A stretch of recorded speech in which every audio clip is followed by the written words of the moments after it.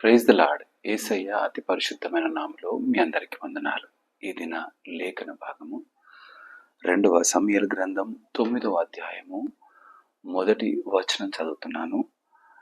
యోనాతానును బట్టి నేను ఉపకారము చేయుటకు సౌలు కుటుంబములో ఎవరైనా కలడా అని దావీదు అడిగెను.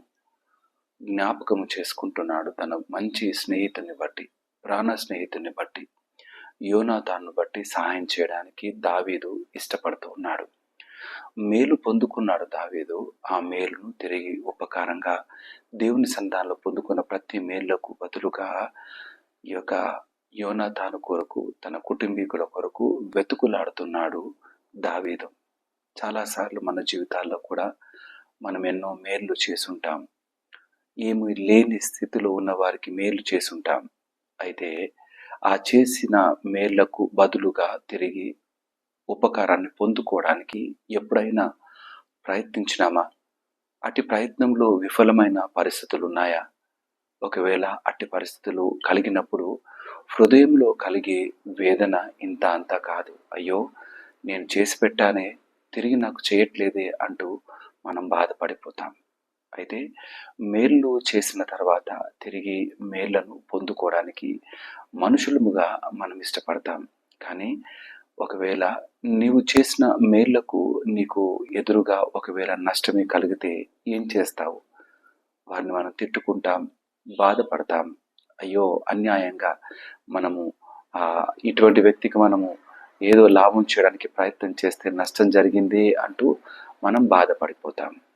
మరి ఇదే మాటను యేసయ్య సన్నిధానంలో మన కొరకు మాట్లాడవలసి వస్తే, మనం ఏ మేలు చేశామని, ఏ మంచి కార్యం జరిగించామని యేసయ్య మన పట్ల నమ్మకమైన ఆశీర్వాదాలు ఇవ్వాలి. ఎందుకు ఆయన మనల్ని దీవెనలతో నింపాలి? మనం ఏం చేశామని, ఏం చేయకపోయినా, ఆయనకు ఏం చెయ్యకపోవడమే కాదు, ఆయనకు విరుద్ధంగా బ్రతికాం. ఎన్నోసార్లు ఆయన మేళ్లను మనము వాడుకున్నాం, ఆయన ఆశీర్వాదాలను పొందుకున్నాం. వాటిని అనుభవిస్తూ కూడా ఆయనకు మహిమ ఘనత చెల్లించవలసినవి చెల్లించకుండా ఉండిపోయాం. మరి అప్పుడు ఆయన తిరిగి మేలు చేయాలా, కీడు చేయాలా? కీడుకి మనము అర్హత కలిగిన వారం కదా. కానీ ఆ యేసయ్య మనల్ని ఎల్లవేళలా ప్రేమించేవాడే, మేళ్లతో నింపేవాడే. మరొక మాట చెప్తాను, మనుషులు ఒకవేళ సాయం చేస్తే మర్చిపోతారు. కానీ యేసయ్య సన్నిధానంలో నమ్మకంగా బ్రతికితే ఆయన అస్సలు విడిచిపెట్టడు. ఆయన కట్టడలను, ఆయన ఆజ్ఞలను నమ్మకంగా హృదయంలో దాచబడిన వారంగా కొనసాగితే ఆయన నీవు ఊహించిన వాటికంటే అత్యధికమైన మేళ్లను ఆయన ఇచ్చేవాడుగా ఉన్నాడు. ఎవరిని ఆశ్రయించి కొనసాగుతున్నావు? మనుషుల కొరకై బ్రతుకుతున్నావేమో, మనుషుల సంతోషం కొరకై బ్రతుకుతున్నావేమో. ఈ జీవితంలోని సమయాన్ని యేసయ్య కొరకు ఎన్నిసార్లు ఇచ్చాం? యేసయ్య కొరకు ఎన్నిసార్లు బ్రతికాం?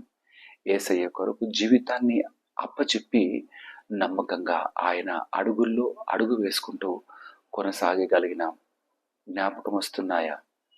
కీడు చేసిన సంఘటనలు జ్ఞాపకం వస్తున్నాయా? ఆయనకు విరుద్ధంగా బ్రతకటం అంటే ఆయన ప్రార్థించకపోవడం, ఆయనకు విరుద్ధంగా బ్రతకటం అంటే, అన్యాయం చేయడం అంటే నీవు దేవుని వాక్యంలో ఎదగకపోవడం, ఆయనకు అన్యాయం చేయడం, ఆయనకు నమ్మకస్తులుగా నిలబడలేకపోవడం అంటే మనము స్వార్థపూరితమైన బ్రతకటం. నీకు చూపించిన ప్రేమను నువ్వు ఇతరులకు చూపించకుండా బ్రతకటం. ఒకవేళ ఇతరులు నువ్వు చేసిన మేళ్లకు కీడు చేసినా సరే వారిని క్షమించగలగడం. ఇది యేసయ్యకు ఇష్టమైన జీవితం. ఆయన నీ ఇష్టమైన ఈ జీవితాన్ని బట్టి, ఆయన కొరకు బ్రతికే జీవితాన్ని బట్టి దేవుడు ఎన్నో మేళ్లను, ఆశీర్వాదాలను చేస్తాడు. ఆయన సింహాసనం మీద కూర్చుని నిన్ను చూస్తున్నాడు, నన్ను చూస్తున్నాడు. మన ప్రతి క్రియలు ఆయన గమనిస్తున్నాడు. మన క్రియలకు ప్రతిఫలం ఇవ్వటానికి ఆయన దగ్గర జీతం సిద్ధంగా ఉన్నది. ఏ జీతం అందుకోబోతున్నాం, ఏ విధంగా బ్రతకబోతున్నాం? ఒకవేళ వెనక్కి తిరిగి చూసినా లేదా ముందున్న జీవితం కొరకు ప్రయత్నం చేసినా మనకు ఒకవేళ అడియాసలు మిగులుతాయేమో, ఒకవేళ మనకు శిక్షే ఘోర శిక్షనే మన పక్షాన ఉంటుందేమో ఒకసారి జ్ఞాపకం చేసుకుందామా? ఆ రారాజు మన కొరకు ఆలోచన చేసినప్పుడు, జ్ఞాపకం చేసుకున్నప్పుడు, మన నీతిని బట్టి, నమ్మకమైన జీవితాన్ని బట్టి, విశ్వాసపు బ్రతుకును బట్టి ఆయన మనకు మేళ్ళనిచ్చేవాడు. మనకు మేళ్లను ఆశీర్వాదాన్నే కాదు, మన బిడ్డలను దీవిస్తూ ఆశీర్వదిస్తూ నడిపించేవాడు. అందుకే దావీదు దేవుని సన్నిధానంలో ఎంతో గొప్ప ఆశీర్వాదం పొందుకున్నాడు కదా. తన యొక్క వంశంలో ఉన్న వారందరూ తిరిగి ఆ యొక్క సింహాసనం వారి కొరకే కేటాయిస్తానన్నాడు. అట్టి నమ్మకమైన ఆశీర్వాదం ఆ దినాల్లో దావీదు పొందుకోగా, ఈ దినాల్లో అదే దేవుని సేవిస్తున్న మనము పొందుకోలేమా? తప్పక పొందుకుంటాం.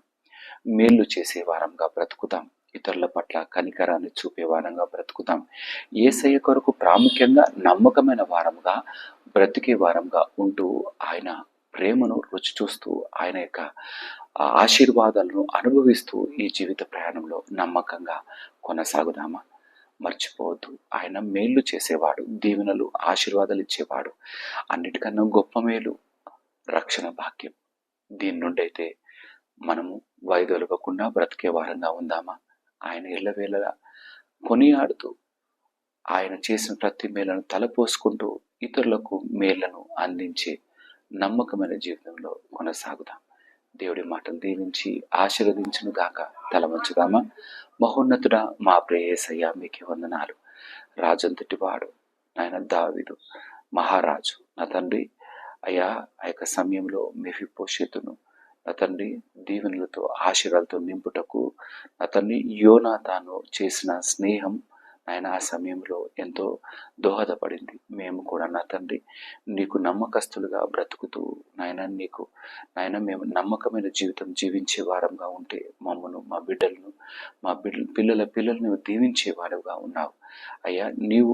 నీ సన్నిధానంలో మేము పొందుకున్న మేళ్లను, ఆశీర్వాదాలను ఇతరులకు అందించే వారంగా నిలబెట్టమని ప్రార్థన చేస్తున్నాం. సౌకర్యాలు పొందుకున్న తర్వాత నా తండ్రి, మేము మేలు పొందుకున్న తర్వాత, ప్రశాంతమైన స్థితిలో ఉన్న తర్వాత నా తండ్రి నాయన మేము మేలు చేయవలసిన వారిని మరచిపోకుండా ఉండే నమ్మకమైన జీవితాన్ని అనుగ్రహించండి. ముఖ్యంగా నా తండ్రి, నీవిచ్చిన రక్షణ భాగ్యాన్ని అందుకొని ముందు కొనసాగుతుండగా నీ ప్రేమను ఇతరులకు ప్రచురపరిచే వారంగా స్థిరపరిచి నడిపించమని మీ దయగల చేతికి మందని అప్పచెప్పుకుంటూ నాయన అట్టి విశ్వాస జీవితంలో నిలకడగా నిలబట్టుకు సహాయం దయచేయమని యేసయ్య అతి పరిశుద్ధమైన నామములో అడిగి ప్రార్థించి వేడుకుంటున్నాము నా తండ్రి.